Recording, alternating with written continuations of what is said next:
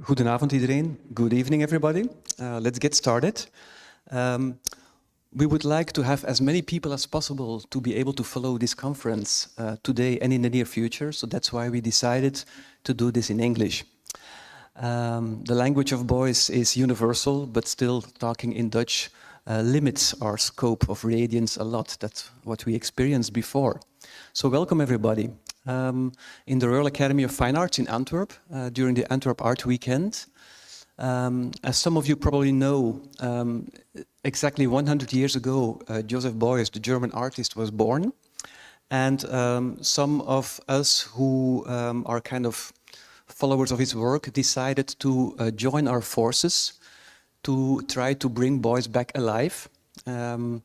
As we could do it by organizing some events which is performances, 2 exhibitions, and also a conference today, in which we try to highlight Joseph Beuys as a teacher, as an artist, as a performer, as an activist, as an ecologist, and so on. So for today, we invited some people who collaborated very closely with Joseph Beuys. And we also invited 2 young artists for whom Joseph Beuys could count today as a reference or a source of inspiration. And by bringing together different generations of people who are dealing with Beuys in their own voice, we hope to pay tribute to this artist, who I think still has a huge impact on how we perceive art today, and especially in these days of economical, ecological and social crisis. Some of the ideas of Joseph Beuys, which he ventilated in the 70s, still make a lot of sense today. So we not only want to pay tribute to Joseph Beuys today, but we also maybe can get some inspiration from his ideas in order to cope with the current crisis and situation that we are dealing with. Tonight's night is organized by Nico, Dockx and myself. We are 2 researchers from the Academy of the ArchiVolt research group. And the whole event, 100 Years Beuys in Antwerp, was co-organized with Stijn Koppejan's gallery, who actually organized an exhibition and a series of performance events. And we hope that the different events together kind of form a jigsaw puzzle that brings alive Beuys in some different voices and attitudes. So how will this evening look like? First of all, I would like to have a short conversation with Anny de Decker. Then Nico Dockx will have a conversation with Laureen Wijers and Egon Hanfstingl. Laureen has collaborated with Beuys, and Nico and Egon and Laureen will talk about these experiences. And afterwards we will bring the 3 of them together with Laurence Petrone and Bart van Dijck, 2 contemporary artists who in different ways find inspiration in Beuys. That would be it for today, and I would be very happy if we kind of manage to bring Beuys alive after 100 years of his date of birth. So our first guest of today is Anny de Decker. Anny de Decker was trained as an art historian. In the mid-1960s, she met the German artist Bernd Lohaus, who was a pupil of Joseph Beuys, and together they founded the Wide Space Gallery in Antwerp, which lasted until 1976-77. And during that short period, about 10 years, the Wide Space became one of the most experimental and radical exhibition spaces in Belgium and the world, bringing together a lot of different artists from fluxus, conceptual, post-minimal art tendencies, and for which Joseph Beuys was more or less like a guiding voice. We will discuss that within a minute. Anny de Decker has run the gallery until the second half of the 70s. Afterwards, she became a teacher in art history. She also taught at this school, at the architecture department, if I'm not mistaken. And until today, I think Beuys' voice is still in her mind somewhere. That's what I feel when I talk with Anny about Joseph Beuys. So welcome, Anny. Maybe you should pick up your microphone. My first question to you would be, when and how did you meet Joseph Beuys, do you remember the first time you met the legendary artist? I went the first time with Bernd to his house, to his studio, but that was a very short visit. Bernd wanted to show his new girlfriend, so that and I was a little bit intimidated because it was such an extraordinary person physically, and a friend of Bernd had said me, you will not believe what you see, because he was so thin and so pale. He was very, when you saw him, he was really a very special kind of man. And he immediately was speaking about Edzor and Georges Mine and also Constantin Meunier. He knew everything about Belgian art. So, but then in June '65, there was the happening, 24 Stunden happening. And that was an happening lasting 24 hours in Wuppertal. And there he made a very strong impression on me. Then, a part of the performance was that he had two spades melted together. I don't know if you know the image of the spades. And he was like a priest with a red pullover around his shoulders, and then heaving the spades before his breast and heaving them, and then ramming them in a block of wood. And he looked through the audience and through everything. When Beuys had a very special kind of look.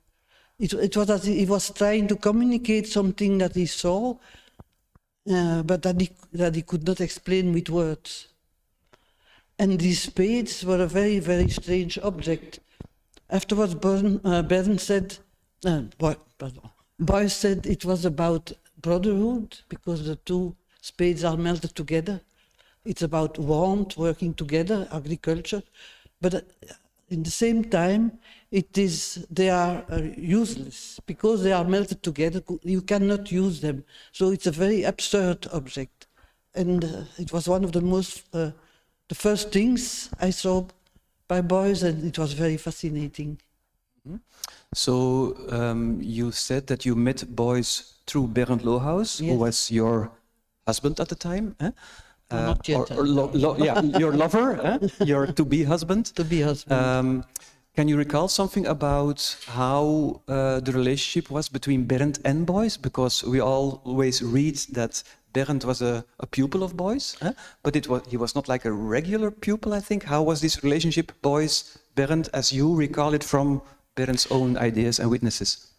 I think in the beginning years, Beuys began at the academy in 1961. Bernd came there in '63. There were about 15 students, and he had with everybody a very personal relation. But the class was very macho, very aggressive sometimes. And so Beuys said to Bernd, "You have friends in Madrid. It would be good perhaps if you go for a semester to Madrid." So that was a very new idea. There was no, it was not current at that moment to leave the academy for different months. But for Bernd it was a fantastic idea. But he had to work there. It was not like vacation. But so he spent 5 months in Madrid, where I met him. And when he came back, Beuys came during the whole night, look at his drawings, at what he had done there, what he had written. So there was a very personal contact.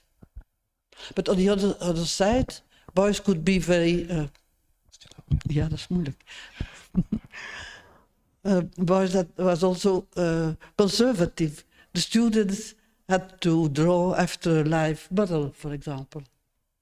So, but then later, there came more and more students, because the students of Beuys were talking lots of interesting things about the class.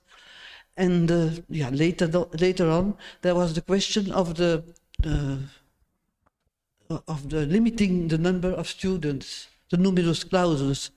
But Beuys was very much against it because he thinks young people are free to study what they want and where they want. So he went to the secretariat with bread and a blanket, and he registered all the students that came there. There were more than 100. So that was impossible, naturally, from the direction of the academy, and then he was fired. That's a little bit. Which resulted in a huge contestation about Beuys being there fired. Are photographs of all the students sitting on the floor, and Beuys between the police, and then under the photograph there's democracy is merry. Okay. Lustig. Lustig, yeah. Lustig. It's very strange actually that Beuys sent his pupil Bernd to Madrid. So like a teacher sending his pupil away. How did that happen? It's not a normal thing to do as a teacher, to send away your pupils. Or? I don't know. Perhaps Bernd was disturbing. I have no idea. I suppose he was disturbing. He needed a bit of time. A disturbing element. I don't know. How was Bernd's personal relationship with Beuys? Did he really see him as like a master, a teacher, or was it more like a peer artist to him? No, it was not at all like a peer. That was impossible, I think, with Beuys for young students. He was like a father, or like he had such an authority, although he always was against authority. Afterwards, there was no more hierarchy between students and the teacher. That's what he poned. He made a book with FIU, teaching and learning as performing arts. So his idea was to are on the same level as the students and to sit in a circle and to discuss all the themes that were actual at that moment. So there's there's an evolution in Beuys as a teacher, I think, a very big evolution, and he began more and more to speak in public, in museums, openings. Yeah. But the beginning years he was more performing, like to explain the paintings to a dead hair was very nice performing in the Galerie Schmela, or the performance he did in Antwerp, Eurasian stuff. Yeah. What actually do you think Bernd, as a young sculptor, learned from Beuys? If you recount the oeuvre of Bernd and his development as a visual artist, do you see any traces, connections, links with Beuys, formally or mentally, conceptually? I think the way to place objects in the space influenced many artists at that moment. Installations were very new at that moment, and Beuys was incredibly good in placing his works in an exhibition space. I think all the young people at that moment learned it, and now it's current. But before Beuys, things were hanging on the wall on 2 rows, and everything was very full. It was not. It was a complete other arrangement of works. But what Bernd said about for a book about Beuys, he said, "Eingeschlossenes weitet sich aus." So what is closed in spreads out or expands. Yeah. Or expands. Yeah. That's what he felt about Beuys. You also told me once the anecdote of this student Anatole, who was also in the academy in Düsseldorf. Yes, Anatole was from the police. He was a very strange element in the class, and he was Beuys at some moment criticized his work, and then he was so furious that they began to fight, and Beuys took the work of Anatole and break it on his head. It was a real fight. But it was not the only fight. There were also fights between students and so it was. But that was in the 60s. I mean, later, later boys became calmer and. Yeah. Mm-hmm. Yeah. A teacher breaking the work of art on the head of a student. Today, I think that would count as harassment. Yeah. You get fired for less these days, of course. Then, from the mid-60s on, together with Bernd, you co-founded the White Space Gallery in Antwerp. It came from the happenings. We discussed that before. You also exhibited the work of Beuys in the White Space. How was your relationship with Beuys as an exhibiting artist, which is something else than Beuys as a teacher? For Bernd, now Beuys became like an exhibiting, collaborating artist. What did you do with Beuys in the gallery, and how did you manage? Because he was a star at that time. Yeah, in the beginning, not so much. We asked immediately in '66 Beuys if he would come to the gallery and do a show. And he said, yes, surely, I will tell you when I have time. And then only after 2 years, he finally said, I will come to Antwerp. And then he came with the material for the performance, Eurasian stuff. But at that moment, yeah, Beuys was like, not exactly like the other artists in the gallery. He was older, let's say, and he had more authority. Yeah, that was true. He had experienced such things that we could not imagine. We were a complete other generation because he was young during the war, and I was a little child, and Bert also. Yes. So you actually got a lot, you learned a lot from Beuys being older, more experienced. Yes. So he was a bit of a teacher to you as well. Yes, yeah. Surely, all my life. I think, sometimes I think, what would Beuys say? Yeah, a mentor, yeah. Yes. You refer to the fact that Beuys was a bit older and like experienced and charismatic, but of course you also worked with Marcel Brotaars and James Lee Byers, who were also a bit older and yes, but that was very different. Yeah. Like Brotaars was much more like a brother. He was not at all so impressive. Physically, but perhaps he was. But he was always making jokes, and he made sometimes silly things and things that we said, Marcel, that we cannot show. It's not good enough because he had no artistic education. He never was at the academy. He was just writing as a poet, and then he began to assemble things because he had seen shows of pop artists, you see. So that was completely different. And James Lee Byers, yeah, he was such a complex character. So, yeah, we had to protect him in some way.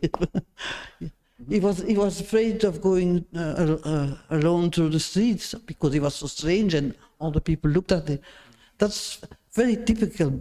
Bernd, he had to buy the material for pieces of Beuys, for pieces of Byers, because they were not able to go to a shop and to look what they could buy. Really? Yeah, not practically oriented. No. Yeah. How actually were the relationships between Beuys, Brotaars, Byers at the time? Because they were different artists, as you say now, totally different backgrounds, but still very authoritative in their own artistic position. How did you feel were the relationships? Did they actually make jokes together, or were they very serious toward each other, or competing even? Yeah, in the fall of Brotaars, in the beginning, Brotaars was very intrigued. And, by Beuys? By Beuys, yeah, by Beuys. But also a little suspicious. He said, because Brotaars was a young man during the war, and he was also in the resistance. In the resistance. So he said, when Beuys was bombing, I was in the basement. Beuys was bombing, yeah. Because Beuys was in the Crimea, it was very, very far from Brussels. But that's what Marcel said. But did they actually talk about the war? Beuys being very pilots and Brotaars being in the resistance? Because of course, for that generation, this was very intense. Not together. Okay. But Afterwards, Brotas became more and more suspicious because of the theories of Beuys. Brotas was a very rational person, poetical, but French rational, and the mystic ideas of Beuys were very louche, very suspicious. Yeah. So he was suspicious, and Beuys was completely different. Beuys admired Beuys, and he wrote letters and letters to Beuys, which Beuys never answered. So that I think Beuys was amused by Beuys, but that he didn't know exactly if he was a good artist or not. He didn't want to have an opinion. He was amused, and he thought it's a nice person, and more in that way. And Beuys being an American artist. Yes, he thought Beuys is the most famous artist. I have to contact him. Yeah. Okay. If you look back at your collaborations with Beuys in the gallery, what to you was the most important experience for you as a young gallerist of having worked with Beuys? There was this Eurasian stuff. Can you explain a bit what happened there? Yes, Beuys brought 4 beams, long beams covered with felt, which were the length of the ceiling to the floor. So that was more than 4 meters. They were very, very heavy. They were made in Düsseldorf, and he brought them to Antwerp. There was also a staff in copper with a crook, and there was the music. The performance was organized together with Henny Christiansen, a Danish composer who made organ music, and everything was really chronometered. Yeah. Synchronized. Yes. Therefore, in the film, because we made a film of the performance, which was the first professional documentary film about Beuys, and we sold it immediately to the WDR in Cologne. We sold it to a lot of museums. It was really very, very successful, that film. So Beuys installed the beams in the square. He made a space in the space of the gallery, and then he took the staff, and he posed the staff in the four corners, in the 4 directions. But in the beginning, the first thing he did was make fat corners. That's a very important thing in all the. I think in most of his performances, he began to make fat corners, and that's a very important element in the work of Beuys, because for him, that's what he said, fat and filth are undetermined material, like chaotic material. And if you give them a shape, if you are kneading them and you press them in a corner, then you have a shape, a geometrical shape. So you go from something indeterminate to a structure.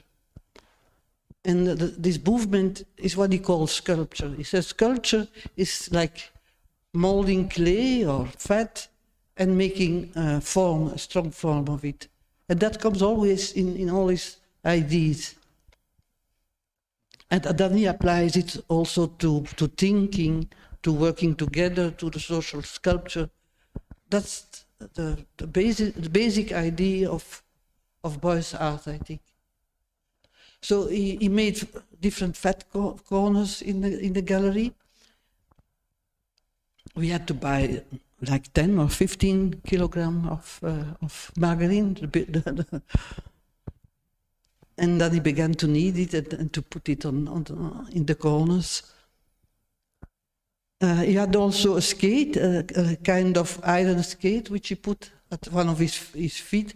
And when he walked on the floor, it was like walking through a plane or through an icy plane. It was heavy. It was also difficult because he made it himself difficult. So it was the same with the beams. They were so heavy that everything looked very difficult and like a primitive rite, you could say. But it's not comedy or it's not theater. It's just because the material is so heavy, which makes a big difference. It's real. At some moments, he put also fat in his armpit, and he presses his armpit, and the pieces fall on the same with his knees. Because I see here, when ik denken wil, vliegt raus. There's also something said by Beuys. Ik denke sowieso met dem knie, which is very difficult to understand. So I always think, I think with my knee. What is the? Yeah, it's mysterious, but for him, a joint is an important thing because it's a movement. I think it's very abstract, but I think that's what he means. When you think, you are making joints. Yeah. The action you described was like an action, performance, installation, film piece, very multimedial, yes. Did you actually ever sell something by Beuys to collectors? Yes, many. I sold. I first bought the shovels, the spades, built together. I had them 2 years in my home, and then I sold them to Izzy Visman. You knew perhaps. Antwerp collector. An Antwerp collector who promised to make a private museum, but that never happened. But we bought regularly objects that we sold to German or Dutch collectors. What was at that time? We're talking late 60s, early 70s. Was the work of Beuys very much sought after? Were collectors really like fighting to get a piece, or was it more like very occasionally that you managed to sell something? Yes, but we were very happy when we received some pieces by Beuys. We went to his studio and we said, Beuys, is it possible to buy something? So it was not, we were asking for it. It was not he who was asking to sell. And then sometimes he gave us a portfolio with drawings that we could sell. So that was all before the Eurasian staff. So he saw that we were really working as a gallery. Therefore, I think he came also to Antwerp. When actually did your collaboration with Beuys as a gallerist stop? When did it happen, or why even? When it stopped, when we stopped with the gallery. Okay, so you collaborated with Beuys until the end of the gallery. Yes. Yeah. Mm-hmm. Okay. After that, Beuys becomes like an international star, even getting some success in the United States, a little bit. At the Guggenheim was very important. Guggenheim exhibition, indeed, yeah. So also his ideas become far more political and communicated. And then in the 1980s, you and Bernd, together with other Antwerp people, decided to organize an Antwerp version of the FIU, the Free International University, that Beuys had co-founded with Stütgen in the 70s. Yes. Can you explain a bit about that? Why did it happen that you, together with some other people, organized this Free International University in Antwerp? What was this about? There were some people in Antwerp who admired Beuys a lot and who are really interested in his ideas. I don't remember his name. Ludo de Schutter was Ludo de Schutter, yeah. Ludo de Schutter was the initiator. He said to us we should begin a group of the FIU, and then there were different artists and people of artists and gallery people who joined us, and we came together, I think once a month, and then we discussed actual things which were actual at that moment. So, and this small group of people came together in your house? Yes, yes. And how did you decide on what topics to discuss? Was there like an agenda or somebody who proposed the topic? How did it go? It was all very, very free. Somebody came with a team, and we have also invited 1 or 2 times somebody to come to speak. But I have not so many memories about it. But we did find your notebook, Huh? Yes, you kept a notebook? Yes, I still have the notebook. Yeah, because I used it for my essay on the FIU Antwerp. And in your notebook, you noted down some ideas and things you wanted to remember.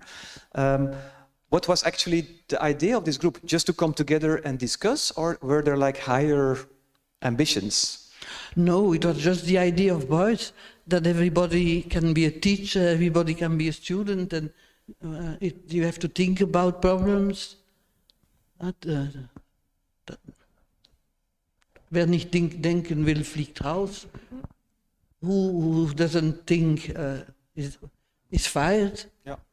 So that was the idea. Yeah. When you see the member of the group that came together monthly at your place during some years in Antwerp, most of these were connected with the Steiner school in Antwerp, the Hibernia school in Antwerp, which was the first Steiner school in Antwerp. I think there's an obvious connection there between Steiner pedagogics and Beuys' ideas. Yes, Beuys knew very well the ideas of Steiner, but during a long time he didn't speak about it. We discovered it when we put our children in the kindergarten at the Steiner school, and suddenly we heard things that we had heard from Beuys. So that was very strange for us. And then we realized that Beuys was very often inspired by Rudolf Steiner. Also this idea of the three principles of the French Revolution, which, Laureen is, that equality is you have to apply every principle to a specific thing. For the law, there is equality, everybody is equal. But in culture, there is no equality. Some people are just, know more or are more talented, so that there is no equality. And the brotherhood is more for the social dialogue, contact. Yes. And it's false when you mix them together for everything. They have to be applied very specifically. Yes. But I think that's already an idea of Rudolf Steiner. As the small group of FIU people in Antwerp, niet aanraken, ja. Maakt een soort van geluidje. Ja. You also published a Dutch translation of the Call for an Alternative, which Beuys had published in the second half of the 70s, and which you had translated into Dutch and published as a little booklet. Yes. What was the idea about that? We thought we have to realize something, not only speak, coming together to talk. And we asked somebody from the Dockx school, a real talk. Translator? A good translator, yes. And how, so the book was published, was it like a little booklet? Did you then go out to sell it to people? No, I think we didn't sell it. It was perhaps in some small museums or Kunsthallen, but in general it was given to people which were interested. So after you stopped at the gallery, the idea of Beuys still lingered on in your meetings at your house. Beuys passed away early in 1986. How did that news come in for you as a group of disciples, more or less? I don't want to sound religious, but there is this ring to it. We were sad, but there was nothing special like that. Why? Because he died young, eh? He was 65. Yes, but he was very ill. We knew that he was very ill and very weak. So it did not come as a surprise. No, not at all. Because he did a talk at I don't remember where exactly, the last talk where you could hear at his voice that he was really very ill. He talked about Leenbroek, the influence of sculptor, the sculptor Leenbroek. Yeah. Okay, and then after Beuys passed away and the FIU group dissolved also, you did not come... But that had nothing to do with the death of Beuys. That was later on more a question of location. We searched another location and then we didn't find it, and I think the people were, it was enough. Okay, okay, thank you. About the contemporary relevance of boys, we will discuss after the discussion between Egon and Nico and Laureen. For this, I think we heard a lot of interesting things about your personal relationship to boys. Thank you very much, Anny de Dekker.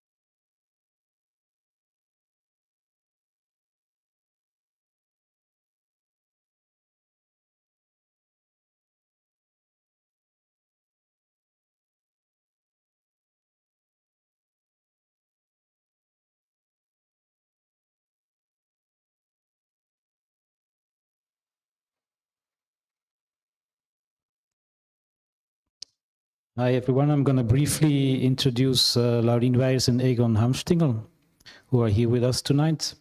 Laureen Wijers is a Dutch artist and writer who collaborated with Joseph Beuys since 1968 to 1986. And she sees writing, speaking, thinking as a sculpture. She was inspired by fluxes in 1964 when she was in Paris, and she made a move from metal sculptures to mental sculptures from 1977 onwards. Her most recent or most relevant sculpture is the Art Meets Science and Spirituality in a Changing Economy, which was a 5-day panel discussion in the Stedelijk Museum in Amsterdam in 1990, and which was remade in 1996 in Copenhagen in the Kunsthalle Charlottenburg. From 1998 till 2005, her focus was on compassionate economy, which brought insights that satisficing is not maximizing is today's trend in economy. As Russian economist Stanislav Menshikov urged, if I take less, others have more. From 2010, she wrote on many gallery walls the following statement: no lying, no killing, no stealing, grains, vegetable, beans, as a firm basis for a fruitful world economy or a world household, as the meaning of economy is household, which is also expressed in the book that Menshikov wrote on compassionate economy. In 2011, the influence of food on our future in cooking together, eating together, speaking together starts. And Egon Hanfstingl is a very close collaborator in this process, taught to daily cook fresh food that makes people speak together, as in the Beuys idea, a permanent dialogue concerning all human problems has to be initiated.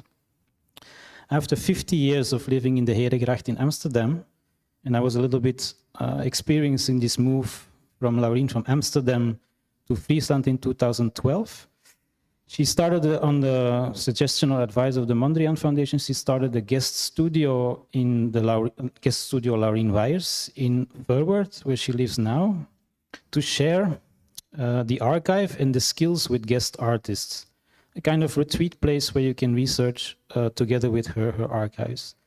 In 2017, in a 5-day retreat, Tomorrow's Language, 20 participants saw 64 hours of the Art Meets Science and Spirituality in a Changing Economy on film, to pick quotes of panelists which are still relevant today and tomorrow. In 2018, Laureen did a very big project in Leeuwarden, because Leeuwarden was the cultural capital of Europe, where she shared that Beuys originates from Friesland and inherited this direct democracy idea from there. So the title of the project was 100 Days, not 100 Years Beuys that we do here, 100 Days Joseph Beuys coming from Friesland. And she invited many speakers who had known Beuys and which explained subjects that tied to the idea of social sculpture. As a direct democracy through referendum, as a basic income for everybody, as the expanded concept of art, as creativity as the real capital, everybody is an artist, and we change the current legal system back to much better, which is the earlier Frisian and Celtic laws. At this very moment, and also Egon is collaborating with her on this project, she is founding or starting the Laureen Wijers Library, in order to be able to publish writings and works that maybe be interesting for tomorrow's art scene. And it's a project, I think, to make accessible the archive. Egon Hanfstingl is an artist who, since 1997, worked on a diet for a new understanding, and he collaborates with Laureen Wijers since 1986. In 1993, he initiated Harmony Foods for Health and Happiness in Amsterdam, and in 2012, he started the beauty salon Friesland in Verwoerd as a research center for food, art, and other content. In 2014, he invented the Blissful Peace Soup for the Festival of Future Nows in the Neue National Gallery in Berlin. And in 2015, he brought this peace soup to performances in Paris, Amsterdam, and Guangzhou. In 2016, he developed the Everybody is an Artist food workshop that was part of the 100 Days of Beuys in Verwoerd in 2018. We met, I have a long relationship with Laureen and Egon since the early 2000s when I received, or 1999, when I received a book from a friend, which was the Silver Book on the Art Meets Science and Spirituality in a Changing Economy panel, or the platform in the 90s. And I was very fascinated by how she linked all these different disciplines and different people. And so we started to get in touch. Since then, since 1999, we had many conversations, many visits to the Herengracht, many visits to Friesland. And in 2010, I decided here in the Royal Academy to work with her archives. Not as an art historian going over the archives, but really activating the archive. And it became an activation of the archive in a series of events and publications. Maybe a little bit like a micro school or a micro academy in the academy here. This interest for activating the archives is, of course, something I want to push now today also, but then in relation to activating your relation and collaboration with Beuys. So my first question, and it's similar to Johan's first question to Anny, is like, could you tell us a little bit more about how you met Beuys, when, and maybe more importantly, why did you want to meet him and talk to him? Why did I want to meet him? Why you wanted to meet him to talk and exchange ideas? That is later. First I met him, and then I wanted to, Okay, so it is 1968, Documenta, and Beuys takes part in the Documenta. And that year I've been in New York in the January. I've seen all the minimal artists for a very wonderful reason. I don't know why. Wim Beren gave me a letter that I had to bring to Leo Castelli immediately, he said, when I reached New York. So I reached New York and I brought the letter. And Leo Castelli said, okay, you're here for so many weeks. Okay, we'll make... So he made every day with an artist an appointment. Morning, breakfast, evening. So I had seen so many studios, what exactly I wanted. And I met Rauschenberg, and he is the most impressive, of course. But when I came to the Documenta, all those people who I had seen, whose work I had seen in America, were in the Documenta. So, but then I entered the spaces of Beuys. I had no idea. I came in and I had a kind of a shock because it was so recognizable for me. It was, finally I could feel something. And so I kept going back to those spaces every day. I remember I had to travel quite far because I couldn't stay in Kassel at that point. I stayed somewhere else. But every day first I went into the rooms of Beuys. And then he was standing there in the doorway. And I said, I love your work. And he, as he is, very direct, he just puts his arm around me and he says, there are more people, and he says, okay, let's go to Anny de Dijck. She has a room in a hotel and my work Eurasienstab. You can see the film of it there. So we went there. And it was such a good thing to do because Izzy Fishman was there. And suddenly I rolled into the whole boys' world. And I never came out again. But then you decided to have very long conversations with him over the years. You did many interviews. So that is when I was working with metal. I suddenly fell in love with metal, like my friend there. And then Ben Armagnac, he is the performance artist in Holland. He's from French descent. Armagnac has a very good taste, and Ben Armagnac has a very good taste for art. So he said to me, Laureen, you haven't worked with your typewriter for a very long time, 7 or 8 years. Why don't you use your typewriter anymore? I thought, my typewriter? What can I do with my typewriter? Then I thought, okay, I'm going to ask Beuys as many questions, everything that I want to know of his way of working. So now we are in 77. Well, which is also the moment where you decide that you move from working with metal. But Ben said, Laureen, why haven't you used your typewriter? That was something started. So, but the first interview was in 78. Huh? Okay. Oh. But then this move that you make from, like, let's say, working with metal as a sculptor to mental sculpture. Yeah. You question, of course, the ethics of artistic production, but also I was wondering if this mental sculpture idea was also fed by the notion of the social sculpture that we know from Beuys. I actually realized how stupid it was of me to work with metal, because how did I know how metal comes into existence? How do I know where the people paid who brought it out? How can I work with material?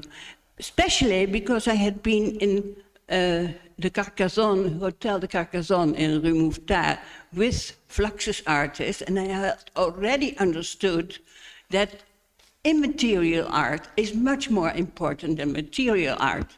But it was this love for metal that I suddenly couldn't withstand and felt good with it. And then I realized, oh, it's very, very stupid what I'm doing. I should go into the mental. And then the mental thing is not only Beuys. For me, Robert Filiou was very important because I had already met Filiou and more people Spury, who were living in Paris too at the time. I was 23, and we were all talking every day.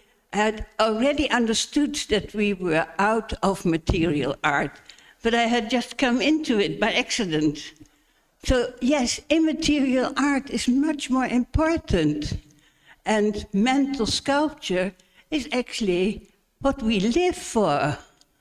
Yes, so mental sculpture became, and I'm still happy that I made that choice. And can you say also a little bit more about how you read the notion of the social sculpture with Beuys? Because not so long ago, when we met online for a conversation, you said that the social sculpture idea gets used a lot by people, but in a very superficial way. And so maybe people don't understand what it really means. It's the most misunderstood idea of Beuys, because if we think of Beuys along the lines of Beuys, it is everyone is an artist. And why is everyone an artist? Because we all have creativity, and it is much more easy to see that everyone has creativity than to divide it into certain groups that can make paintings or sculptures. Even those paintings and sculptures had long gone, because we went out of this three-dimensional thing, and together at the same time the scientists left the linear thinking into chaotic thinking. So a whole new time was coming. And for that social sculpture, we have to think. So the thinking in the idea of Beuys is not just thinking. In the idea of Beuys, the thinking is with feeling. He says on that card that Nico has made. Never mind. But he says thinking is feeling. So have you seen this one? Nico made it. It's very beautiful, very grateful. So the thinking of Beuys is completely different. May I go for a second or more? Beuys made this coming down from the airplane, and he went into, how do you call it, bijna doodervaring, almost a death experience. He could have just have died at that moment, but one way or the other he didn't die. But he went into the subtle consciousness that you experience during your death. And that subtle consciousness, I think he refound it while he did his time in the 57 and 58 to get out of his depression. I think he refound his very subtle mental consciousness. And from that moment he speaks, he says, I work from death. I make my work from death. I talk to you from death. That doesn't mean that he wants to sell you death, but he wants to tell you that that subtlety that you experience, that subtlety is the way of thinking that is beyond duality. He always mentions the word duality. So if you look at our body, we have chakras and we know how to do this and that.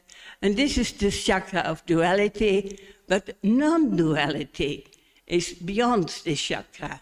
So an artist works beyond duality, in the non-duality, in the more and more subtle consciousness.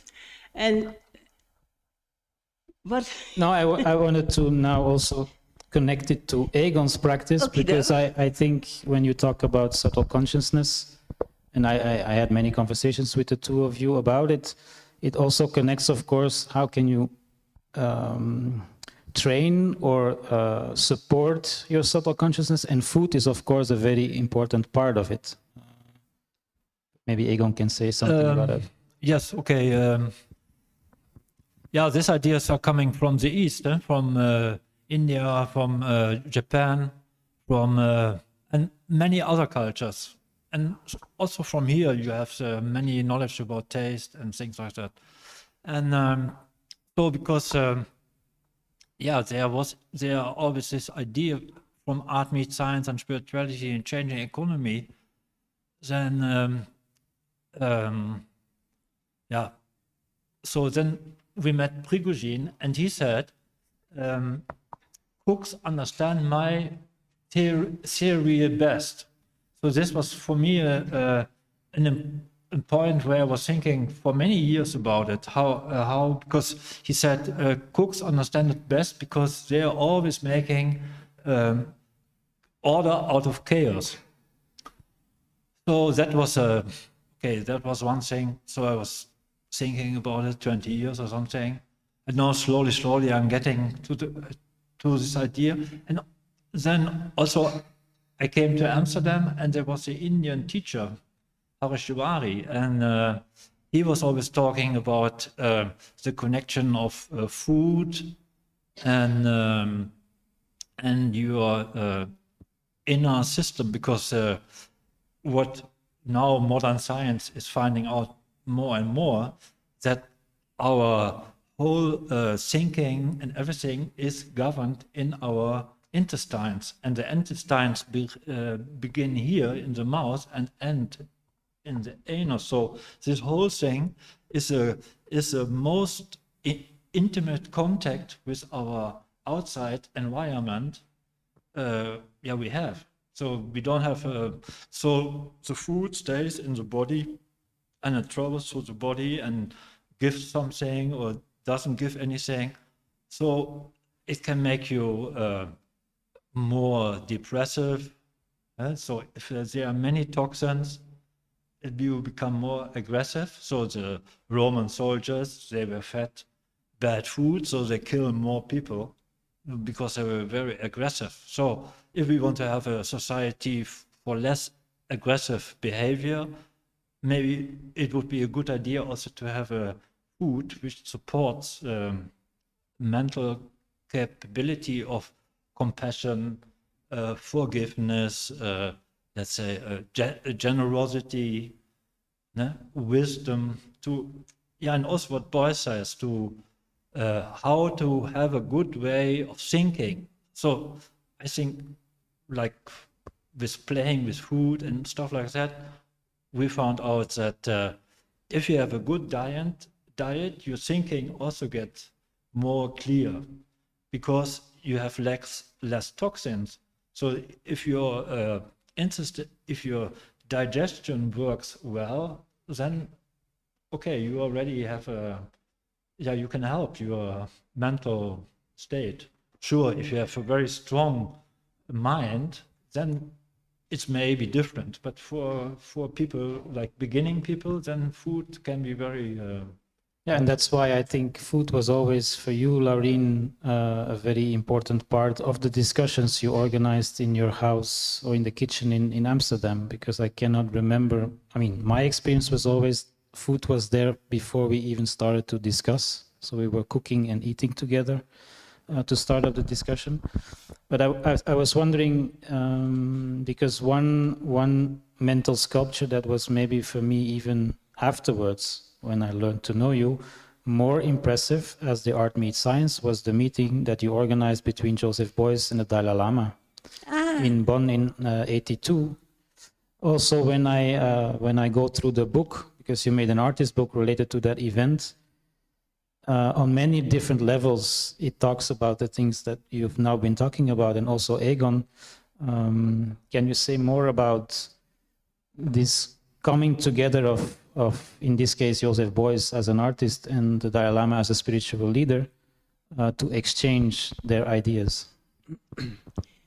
Yeah, so do I have to tell the whole story, how it went? Because, it's a long story. I made all these interviews with Beuys, and then Beuys suggested I should ask the same questions from Andy Warhol, and Andy Warhol suggested I should ask these questions from the Dalai Lama, because the Dalai Lama had just been in his magazine interview because of the first visit to the United States of the Dalai Lama, where he was mainly recognized by artists and not so much by normal press people or so on. So I wrote a letter to Dharamsala, India, where the Dalai Lama lives, and I went there. And then I was amazed that the answers of the Dalai Lama were so much the same as the answers that Joseph Beuys gave. So I wrote, when I left the so-called castle, or what do they say? Palace, yeah. It is, of course, nothing, but it's a bungalow, but that's how they call it. When I left the palace, I ran down the hill and bought a postcard, Free Tibet postcard, and wrote, "Dear Joseph, you have a brother here in the Himalayas. He thinks exactly the same way about the problems of today as you do," and sent it off. My journey went off everywhere, And when I finally came back to Amsterdam, I phoned him up. Beuys said, Laureen, I want to make a permanent cooperation with the Dalai Lama, and you have to do it. So I started to see how that could happen. So it was a long story to make it happen. But in fact, it was 1981 that I wrote the postcard, and it was October 1982 that the two met. What else is it that you want to know? Another thing you can maybe explain, I mean, it's not only in this case with the Dalai Lama and Joseph Beuys, because you brought many people together in the overall Art Meets Science project. And I was wondering what is for you the importance, because today also I see a lot of separation. I mean, in an academy as this, you have many different disciplines and departments.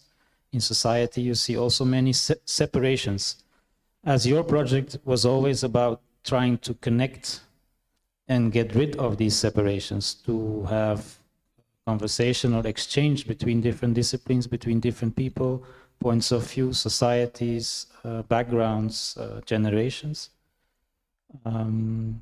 which is maybe something that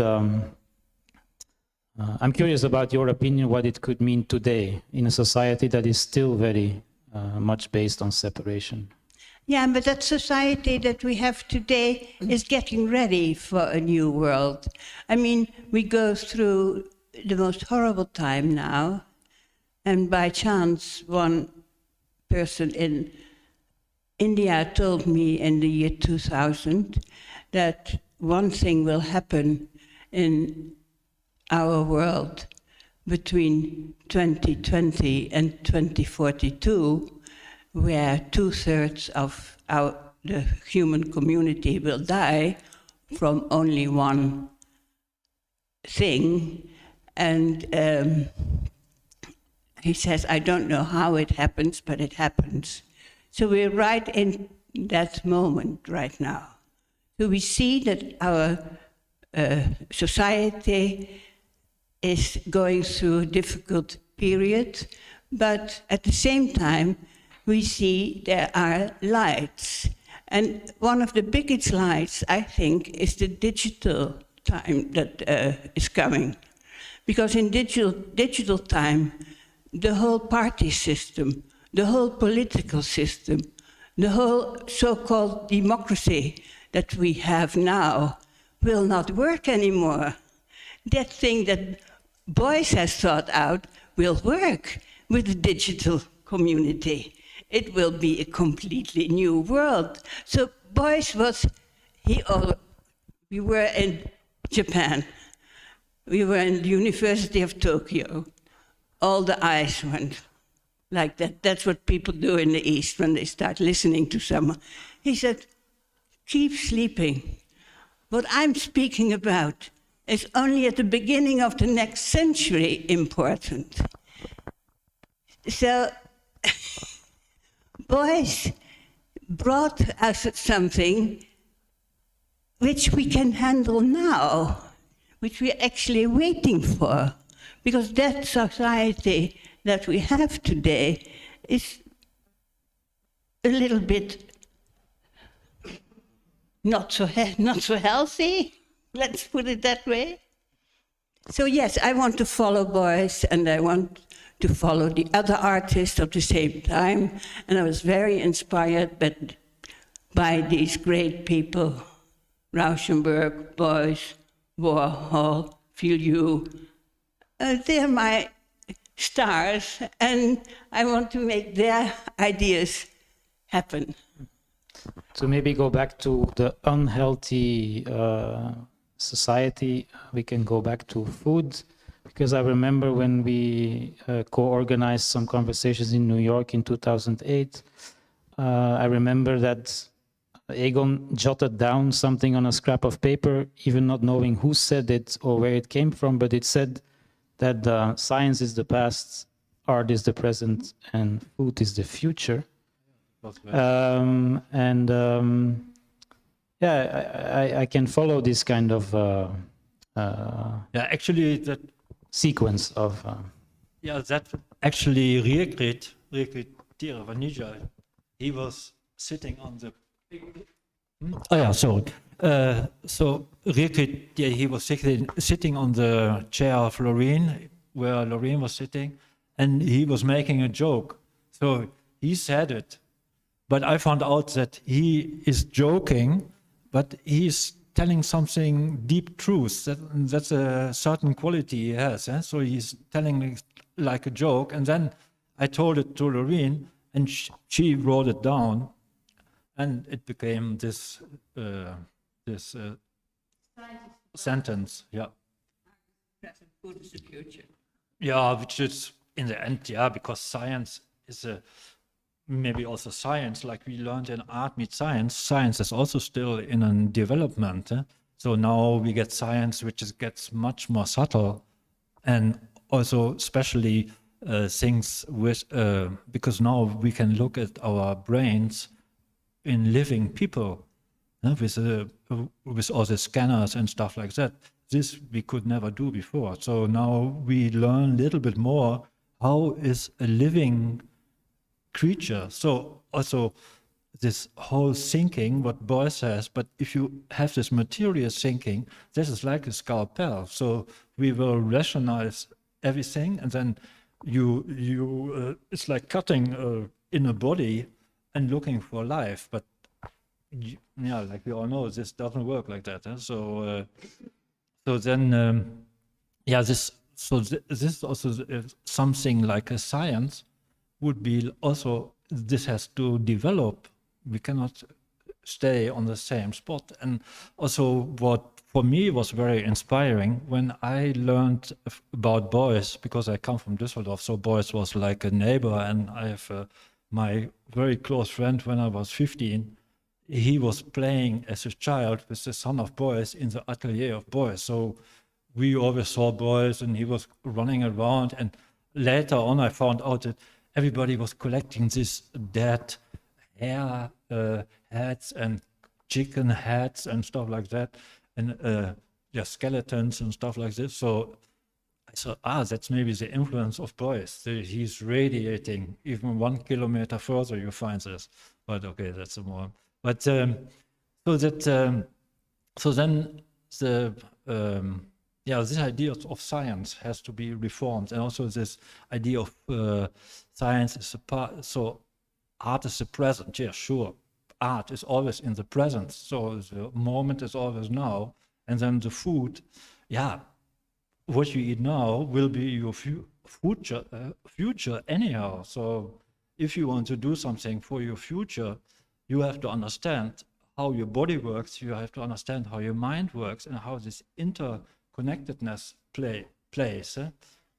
It's, I think, especially for artists, it's a very good asset to learn how your mind collaborates with your body, and then so this, I think, for future artists, because we are getting now in a difficult period, so we have to be very self-reliant, and we have to feed and be very strong, and especially mentally very strong. So we can learn a lot from Beuys to learn how to think. Because thinking, it's also, sometimes it's more like sinking, you are thinking, but so then yeah, so if we, sometimes thinking is also very dangerous. So in, like in India, if you see like Ramana Maharshi will say, thinking, don't do it, just forget about it. Stop any thinking, because then you can come to your real self, which is your real self, and this has nothing to do with thinking, because thinking is only part of the brain, but we are, like we learn from our dear friend David Bohm in Art Meets Science, that our brain is a very limited thing. So there's much more consciousness outside our brain, or there. So we are there's. This is, yeah, the subtle consciousness is much more faster, much more, yeah, and especially it goes over your, so death is also it's also an illusion of the body, because there is no death. So, yeah, so I don't believe in death. So, but that's a personal thing. Okay, we can think about it. You can think about it for 30 years or 40 years. That's a process. And you can start now, and then maybe after 30 years you say, oh no, it's not right. There is death. Okay, prima. But you know, when you are dead, we all will know it. If there's, but I don't think there's a death. I don't believe. That's the only thing. I don't believe in death. No.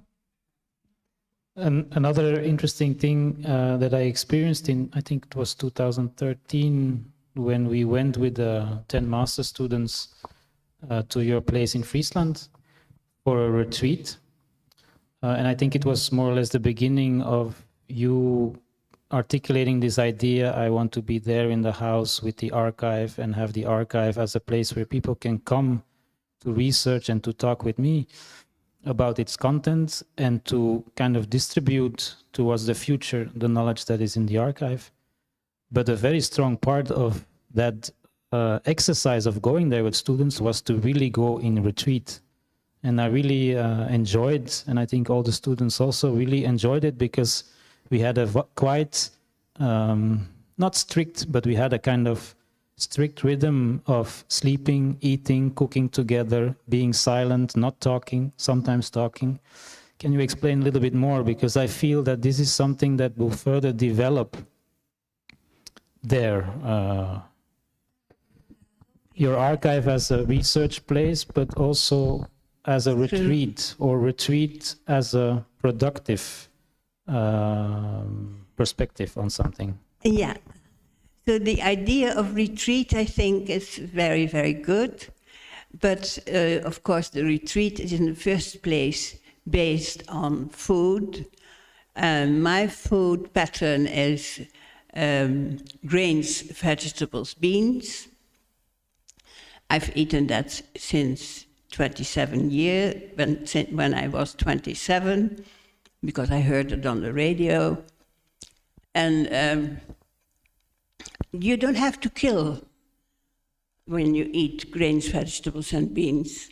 And I think that if you go in retreat, you can hardly eat meat, because the meat gives you aggressive ideas. But anyway,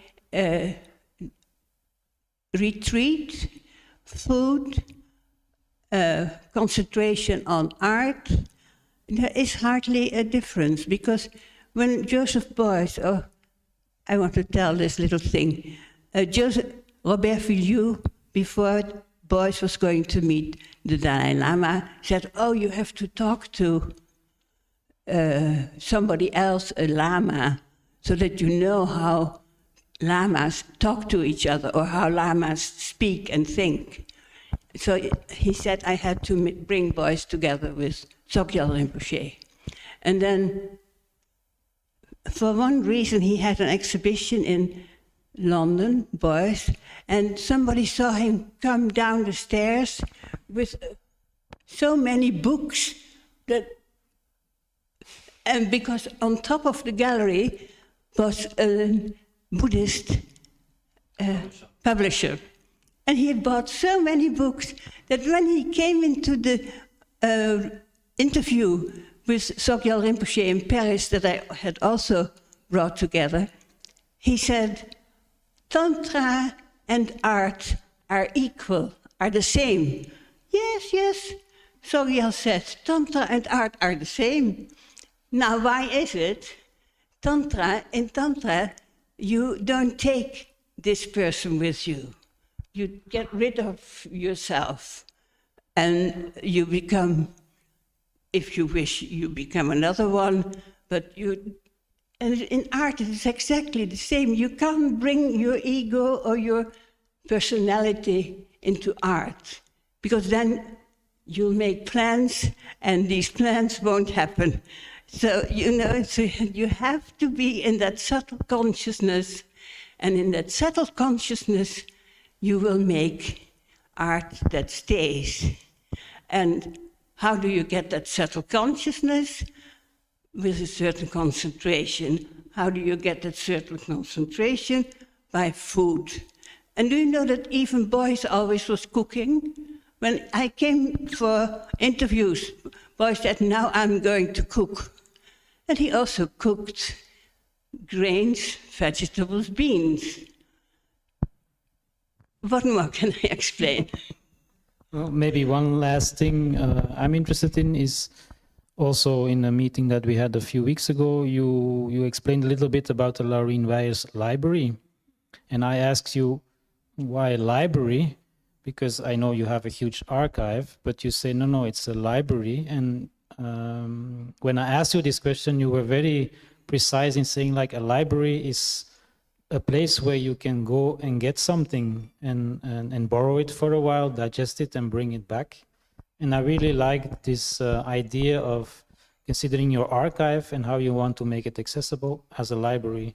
Yeah. So maybe you can both explain, because I know that Egon also works on the I'll system just say behind. that thanks to Mondrian Foundation, you know, that wonderful foundation.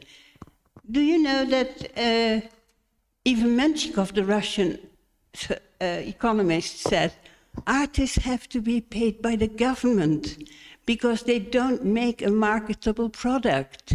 So we have to see that we get to a situation, and of course the basic income is what the actual idea is, but we have to get to a situation where people don't have to work for their money. That is a must. Yeah. I think that Beuys, to talk about Beuys, he was also very interested in data and digital things, because he already started a data server with Andy Warhol in 1982, I think. So he was already working with this, and this inspired me a lot to think about computers. So then I came to Amsterdam, and we started playing around with the computers and stuff. And nowadays, because it got so advanced and so much faster and everything, so we have all the tools to start communicating worldwide. Even now we have a house without water and electricity, but we have a 1 megabyte glass fiber they brought to the house, so we feel completely connected materially and, let's say, on a subtle level.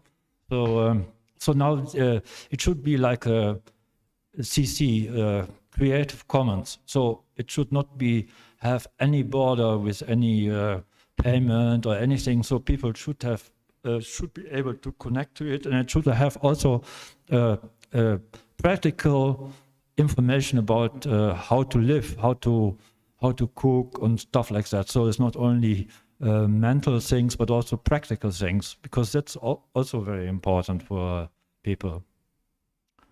So something like that. So we are working on it, and then now I think we have to look to the East again, because they have some very good people there. In Taiwan now, we had been attended to Japanese friends, and his name is Audrey Tang, very interesting hacker, and he became the digital minister of Taiwan, and he did the whole Corona thing in Taiwan and everything, how to do it, and with identity cards and stuff. So that's very important. And so I think he had this great idea. So you log into this life, and then you log out, and you should have something, some good result for this life. So also this, I think it's very important to help to enable people to make a good result in this life, because we are only here very short. So when we log out, we should be content. So something like that. Yeah, so this will be, even when we are gone, it should be still there or something. Yeah. Hopefully, we will see what happens. but we work on it, yeah. Thank you. Thank you.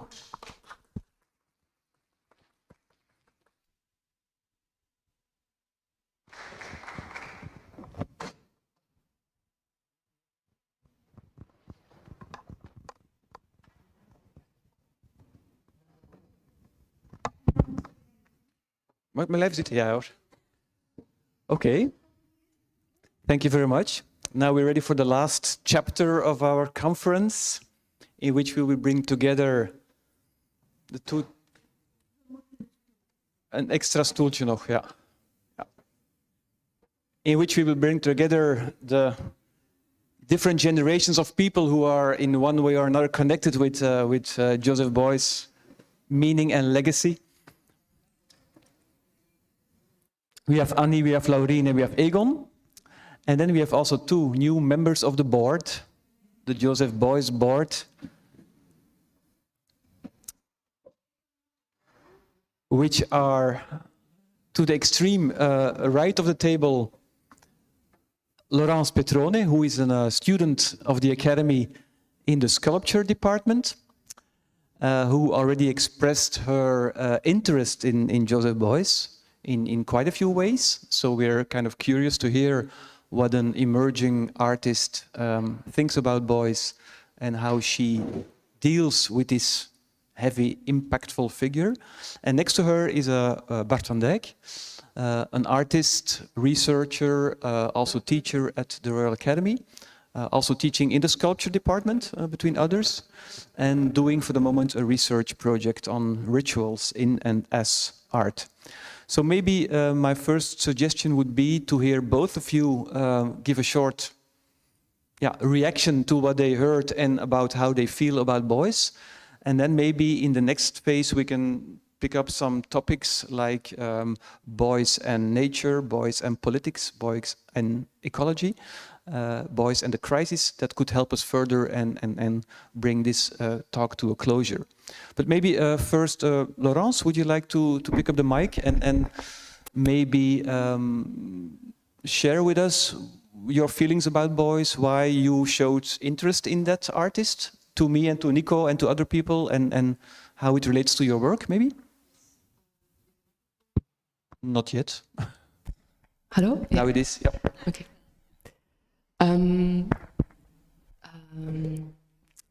Actually, this event made me think of why Beuys has been an inspiration for me the last year. And I think it is because of his vision on what art is, and especially how this relates to what man, as mankind, can be.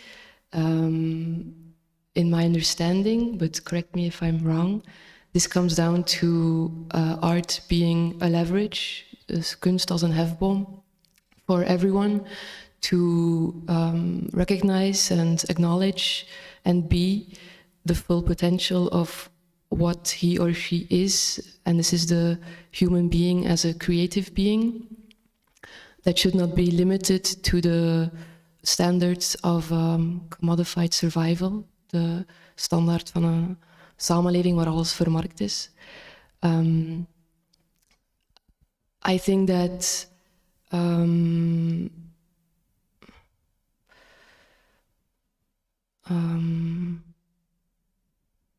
this is an equally open as precise conception of what art is, and it also indicates how highly he thinks of the human being as the creative being. When I was in the Hamburger Bahnhof, I saw some of his works, and I listened to his reflections on YouTube. This is my reference. There is a beautiful panel discussion from the 80s with Beuys, and when I first saw it, I wrote down what he said. It was in November when the Academy was closed, and I still reread this text because it is as if his indications liberate me from hesitation in the studio, because I never intended to study sculpture. This is something that happens to me, and although it's the best thing that could happen, I don't know the language that my hands speak, and sometimes this can be awkward when I'm in the studio and an idea or an object appears and I cannot situate it the way I used to situate my actions. I studied history before, and I was just possible to do research a couple of years.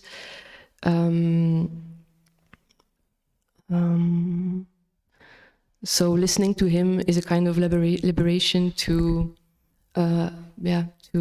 be active in the studio, and at the same time he's an inspiration because of this conception he has of art and the human being, to not be limited to certain to a commodified logic. I think he shows how every decision we make can arise from an ethical and aesthetical stance. So that's why he's so he's guiding me in my practice in this way. It's so beautiful to hear that Beuys still is a teacher then, even in the sculpture department. Yes, it's true. Okay, thank you, Laurence. We will pick up some of the ideas immediately. Bart, maybe you could briefly elaborate on how Beuys is meaningful for you in your research and your art practice? Well, I was born actually at the moment that Joseph Beuys was sitting in the cage with a coyote and trying to relate and live together with this wild animal. So of course I got to know his work, of course, by archives and documentation and stuff, videos. So for me it was very interesting actually to hear your stories from a very personal level, like how he was as a physical being and how you collaborated with him. I think my former sculpture teacher, Jan Krapje, was also a big fan of Joseph Beuys. He introduced me to his work, I think. At first, his work for me was at the same time confusing and fascinating, because I found it quite hard to grasp somehow, but it was really, it took my attention. And the more, of course, you dig into it, the more you start to understand, I think, that it's like all the works, all the artifacts, the leftovers, the performances, the actions, they can maybe be seen as a part of one big story somehow, although I think also the mystery is still there. But also for me it was, like you said also, Laurence, liberating to see how he was stretching the definition of an artwork, that he was doing this action, these cleaning actions, these political actions, more ecological, shamanistic, healing, also these ritualistic aspects. And I was like, this is also art. So being a sculpture student at that moment, focusing on clay and the human body, and so it was a very, liberating thing to me to get to know his work. Also, I like some of his ideas, like about the importance maybe of the mystical, the mythical, the irrationality also, maybe as some kind of an antidote against over-rationalizing things, and that maybe art can be a tool to connect with like these deeper layers of knowledge. I think that you also mentioned before, that there is really like a lot of wisdom, so to say, that we are not very aware of, and maybe art can also be a way of exploring this wisdom, which is maybe in our subconscious, maybe in our body, in our bones, somehow. Bart, could you tell something about your project with the little oak trees that you're doing right now, actually? Yeah, they're still growing at the moment. Yeah, to start, I was quite annoyed by the fact that so many trees are so easily cut down in Antwerp and in Flanders and in Belgium. And yeah, I wanted to deal with this in a very positive way as an artist instead of staying annoyed by this. So this has to do with this project also. But also, then I jump to something else. I really like roundabouts. If I'm driving with my car, the roundabout creates like a very nice flow in the traffic. And I think they should replace the traffic lights with roundabouts. But the roundabouts are also a very special place. What do you do then in the roundabout? And I think we should plant an oak tree there so that we drive around with the car and the oak trees are there. Yeah, then of course there's this project by Joseph Beuys, the 7,000 oaks, which he planted with his student in order to, as an attempt to reforestate the city.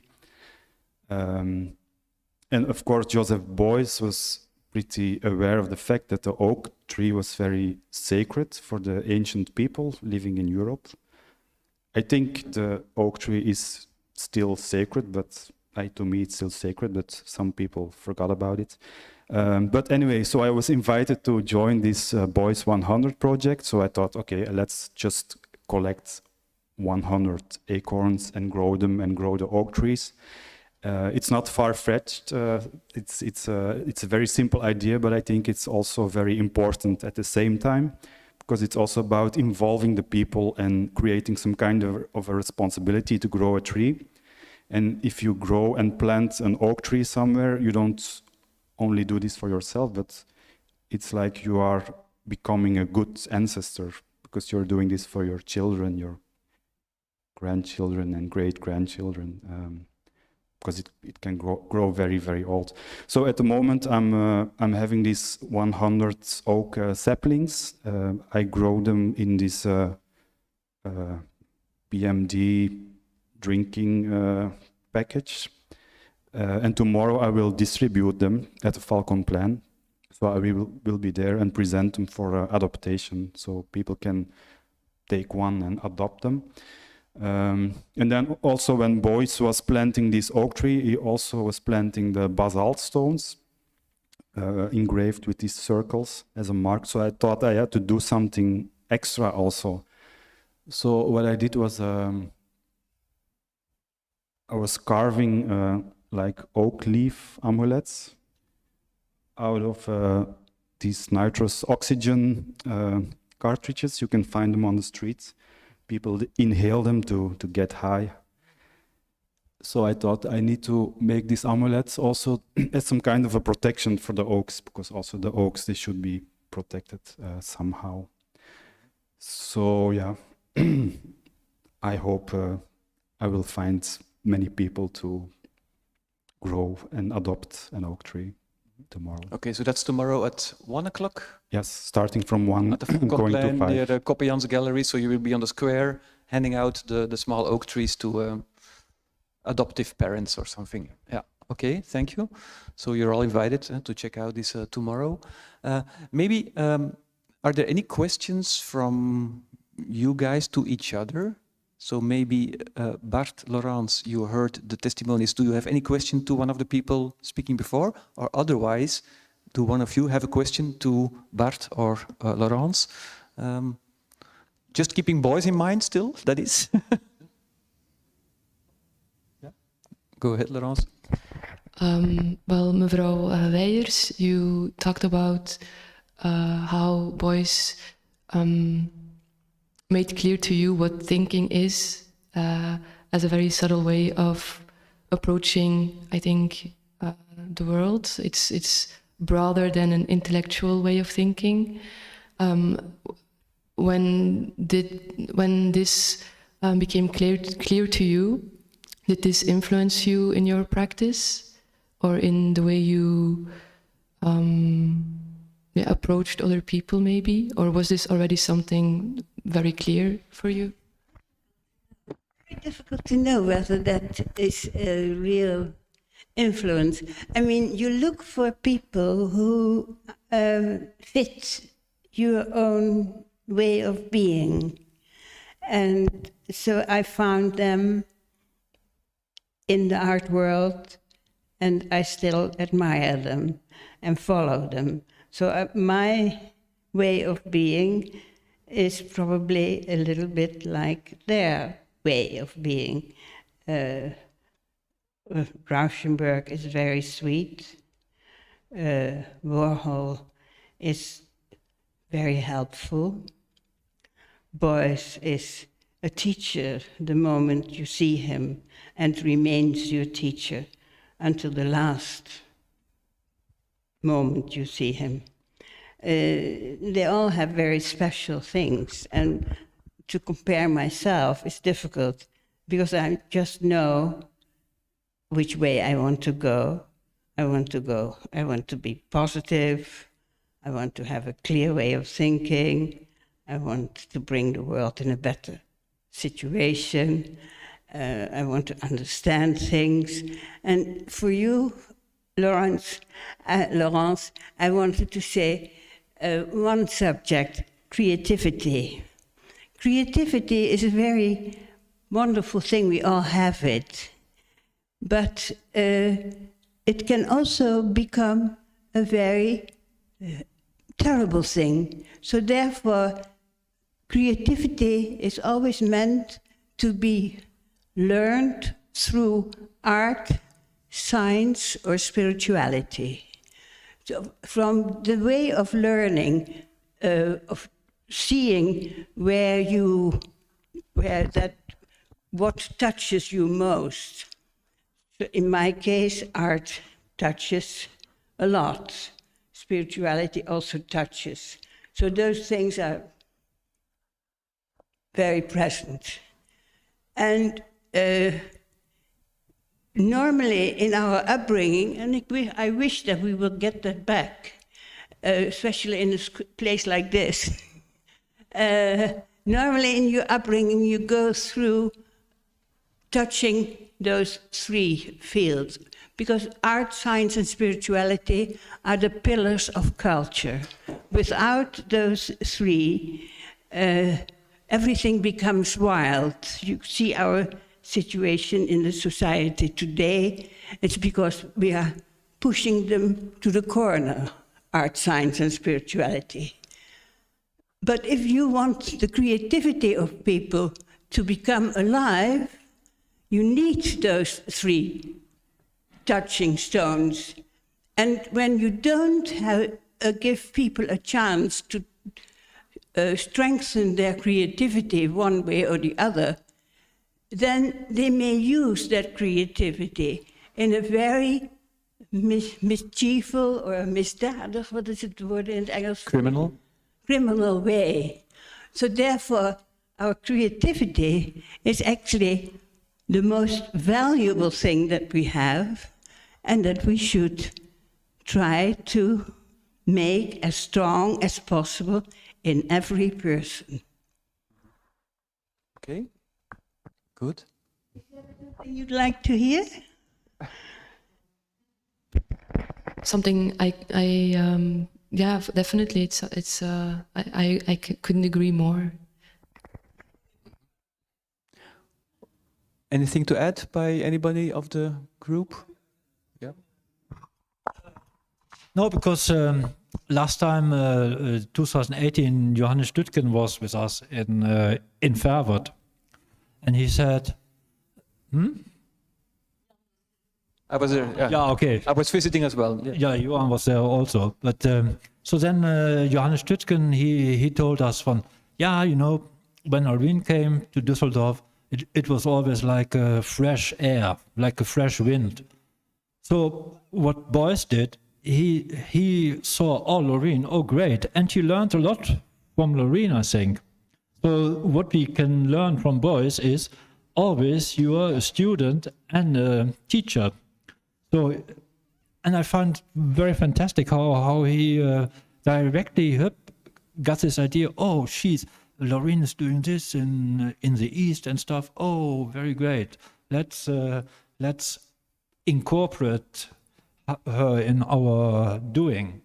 So that was, I find that's very clever, these people, to, like you find also with like, when I met Prigozhin or somebody like this Nobel Prize winner, and he will not talk to you like you are an idiot, but he will talk to you like somebody who is on the same level. And like this, also, you get some good ideas, some inspiration.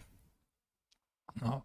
So yeah, this is so Beuys. He was always a teacher and a student, and this is very important. I think that we stay students for our whole life, even when we are old. So it is teaching and learning as performance art, both teaching and learning together. Yeah, very important, I think. Okay, Bart? And unlearning also. I think it's very important.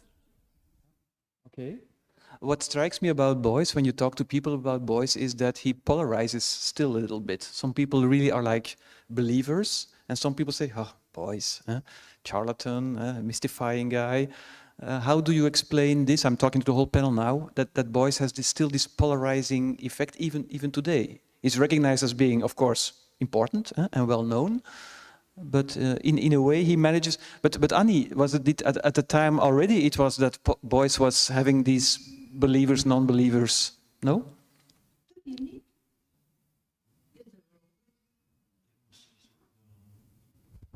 Yeah. There were always people against his ideas. I remember Martin Visser, who was a very important collector in Holland, and he said, let him talk. It's just the works he makes are so fantastic, it's not important what he's saying. But I didn't agree, but that was a collector of art. So people saw him in very different ways.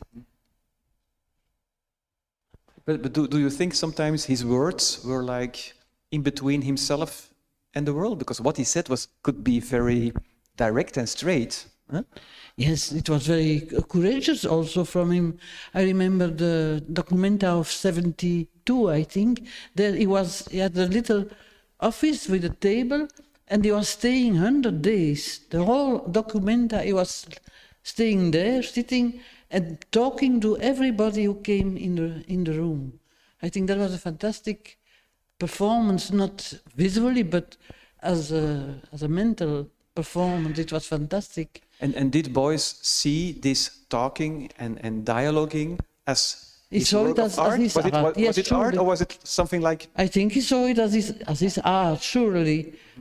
But that was very, every day talk to them. Thousands of visitors, huh? Yeah, very interesting people, but also people who are laughing with him, ridiculizing him. Very often, also journalists. They wrote terrible things about him.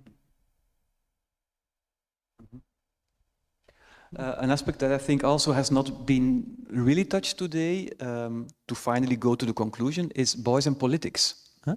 Because he was a co-founder of the Grünen in Germany, an ecological party. He founded a students' party in his studio in Düsseldorf as well at the academy. What about art and politics, thinking about Beuys? Because some people tend to say art and politics should be separated as far as possible from each other, whereas Beuys illustrates that art could be politics and politics could be art. How to deal with that, Laureen? Well, I think the politics that we are still doing is outdated, as Beuys said. So we are thinking in party systems and in governments. Oh, no government, Beuys would say. No government, please. People should be free. But was he then an anarchist, talking that way? Could Beuys be seen as an anarchistic thinker? Anarchist, yeah, but anarchism, of course, is very near to art. Yes, well, the Dalai Lama laughed very heartily when Beuys said, let's change politics into art. Ha ha ha ha, the Dalai Lama said, that is very good.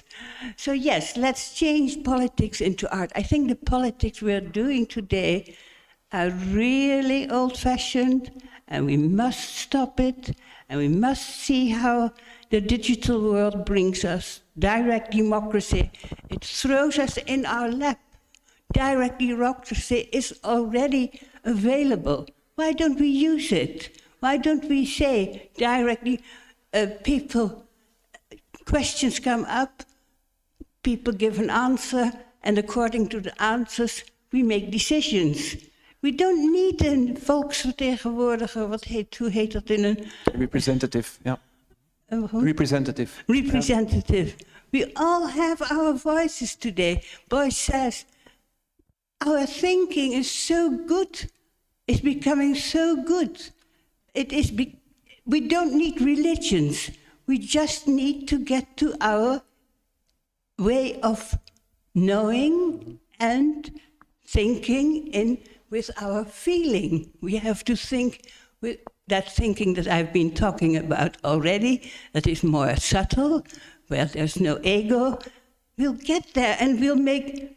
And then that social sculpture, I don't think I gave the answer really, but the social sculpture is when we all do what we want to do, and we don't need a government, not on a world level, we need advisors, and we can have people who think, but we don't have to say yes to anything.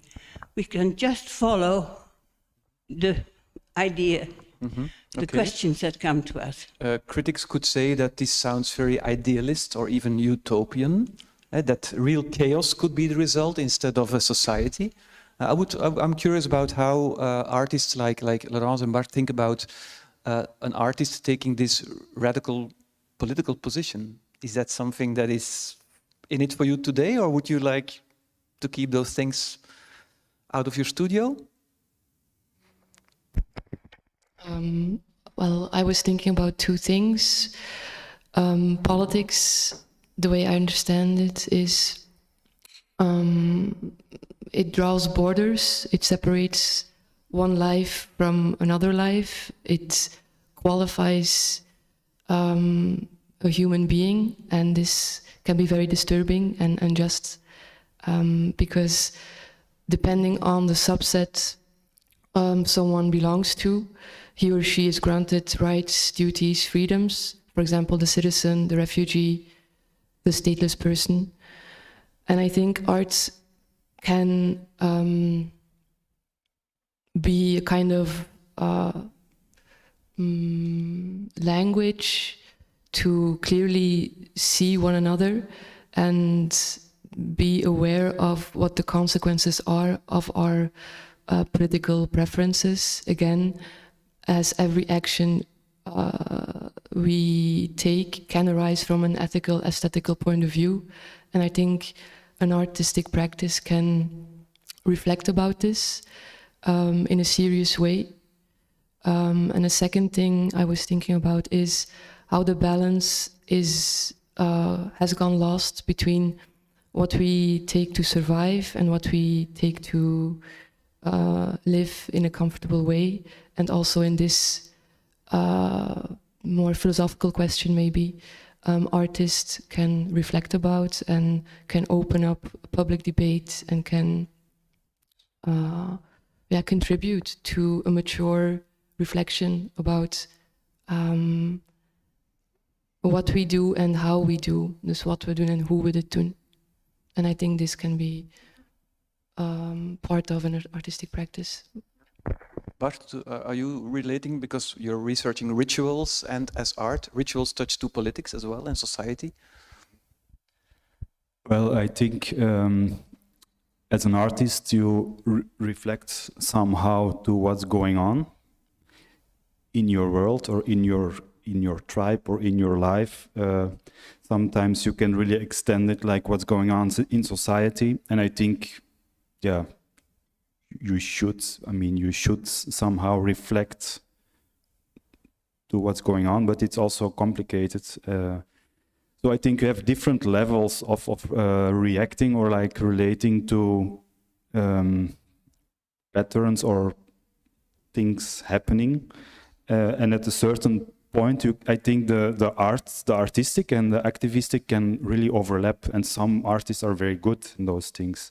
And I really admire them, because I think it's indeed interesting that art can evoke something, like that it can be a form of communication or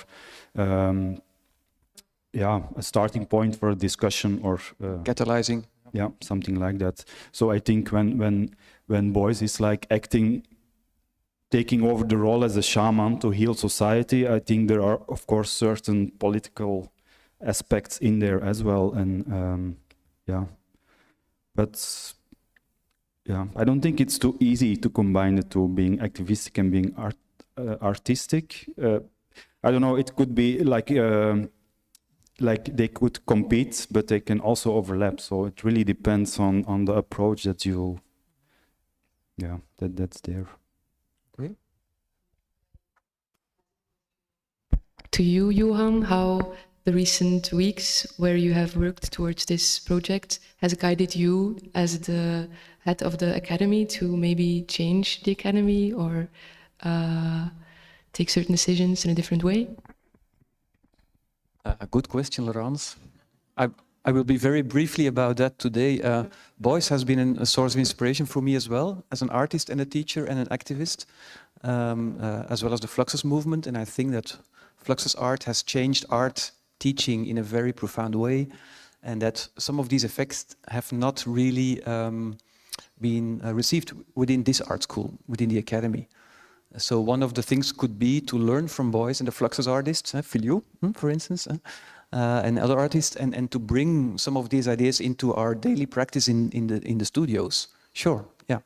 But I'm relying a lot upon teachers and students and researchers to co-create this academy of the future. And also Nico has been involved in a very important way in thinking about what an art school is and could be, and how it could relate to society, of course. Yeah, sure. Yeah. Speak about this. Yes, the Free International University. An academy as a free international academy, could this be maybe, huh?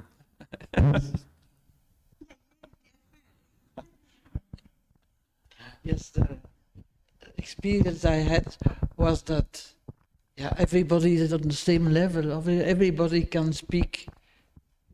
Must have some time to speak and to express his ideas. That there is, otherwise you have always people have more power or are expressing better. So it's important to give the possibility to everybody to express himself. Yes. Which is not evident. Was Beuys actually, because Beuys talked a lot, I think. There's a lot of texts and interviews and discourse and films showing him preaching and teaching and talking. Did he actually also listen, Beuys, as a person? Yes, of course. Yes. So he was learning all the time as well? Yes, and he was asking questions, and yes, it was a dialogue. It was not that Beuys was always speaking, not at all. That could be a misunderstanding by seeing all the documentation. When you see the documentation, yes. But in private, it was a real dialogue. He was really interested in a lot of things going on in Antwerp with Panamarenko, with Easy, and so on. Okay, thank you. Talking about dialogue, let's turn towards the classroom. People have been patiently listening and seeing to this evening. And my final question would be, is there any question or reaction from the people present here? Things they would like to ask or mention to this exclusive panel we have here once today? If so, please speak out loud. There's a microphone. Yeah. Oh,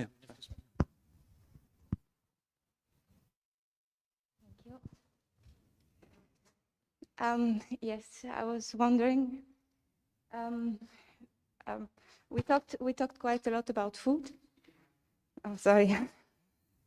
We talked quite a lot about food, and I have the feeling this is maybe something that linked you three boys Egon and you, Laureen. And in regard to this movement that we talked about, what you said, Anny, about the fat material being chaotic and then being formed in the corner. And sorry, I'm a bit nervous. And the process of the chef, the process of the chef from chaotic, then placing it into order. I think there is a lot to say about food being somehow an artistic practice, a sculpture practice.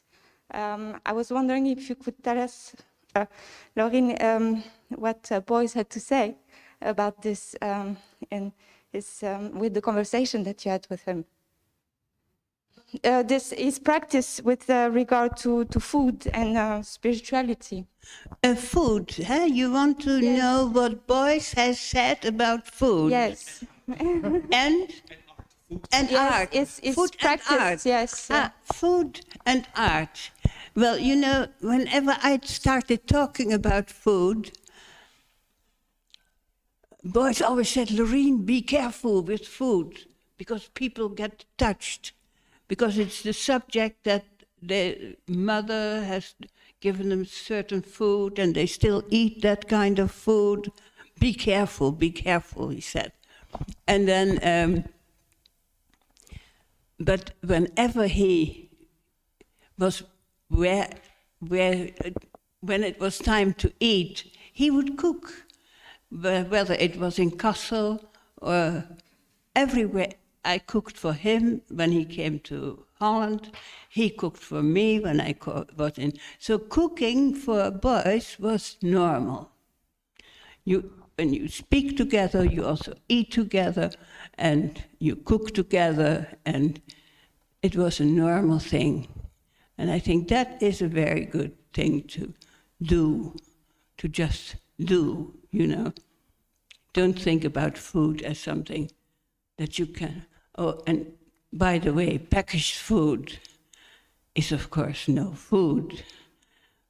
When food has been made, it only for 7 hours, that most important energy, that food makes you shine and makes you healthy, stays only for 7 hours.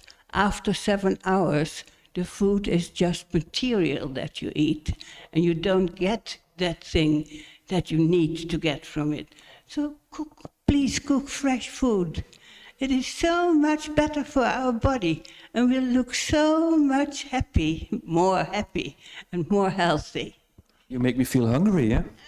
So we're nearing the end of the talk because stomachs are getting empty.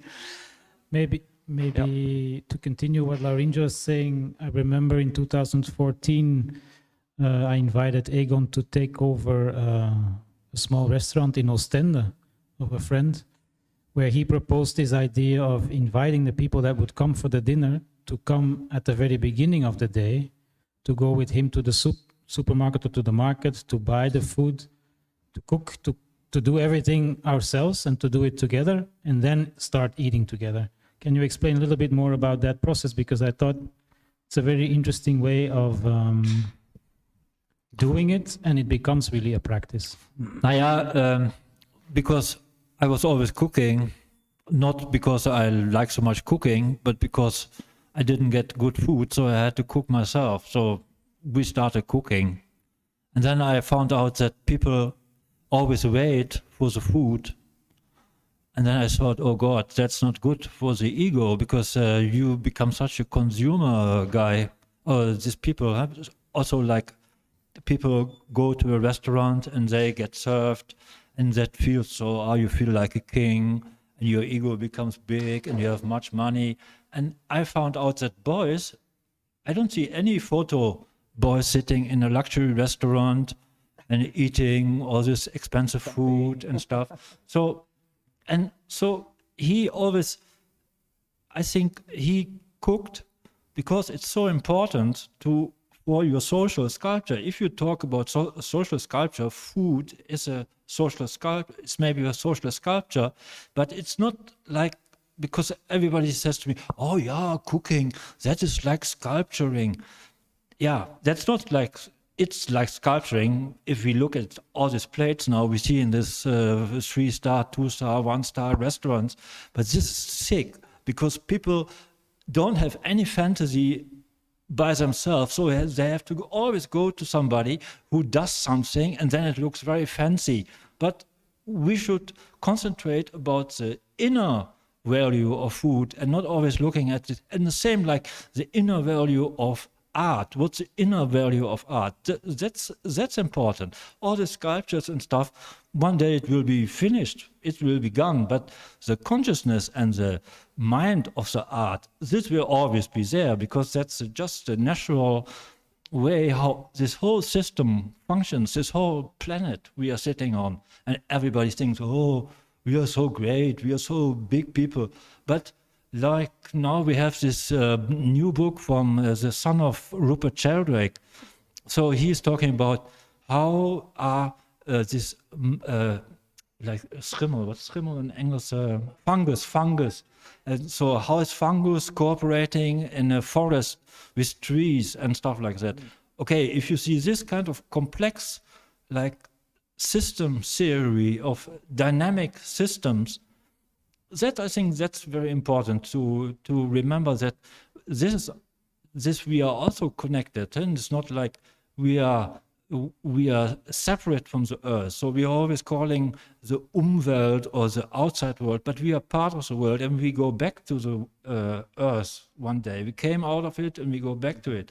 So this whole thing with this food, which is making people feeling like kings, we don't need it anymore, because everybody's a king now. Like everybody's an artist, everybody, like also they say in Buddhism, Buddha always said, no, I'm not the only one who is very good. Everybody has the nature, the Buddha nature. So everybody is in his inner thing, Buddha. So like everybody's, so then if you go into, so for this, everybody is an artist. It's not like, like I think this Beuys was talking about, to get out this inner strength, which is very strong and very powerful, and we should use it. It boils down to energy and ecology, basically, no? Energy coming from the food and the art, and ecology connecting it with the Umwelt. Yeah, because not because we think like that, but because it's our nature. Because we are like every cell we have, so we have so many cells and we have so many bacteria, so they are all cooperating. So let's be gentle also to the coronavirus. Huh? Yeah. Because let's give it some hospitality. Yeah, they only want to survive. The poor virus, yeah, which is so threatened nowadays. Okay, thank you. Any more questions, reactions, responses?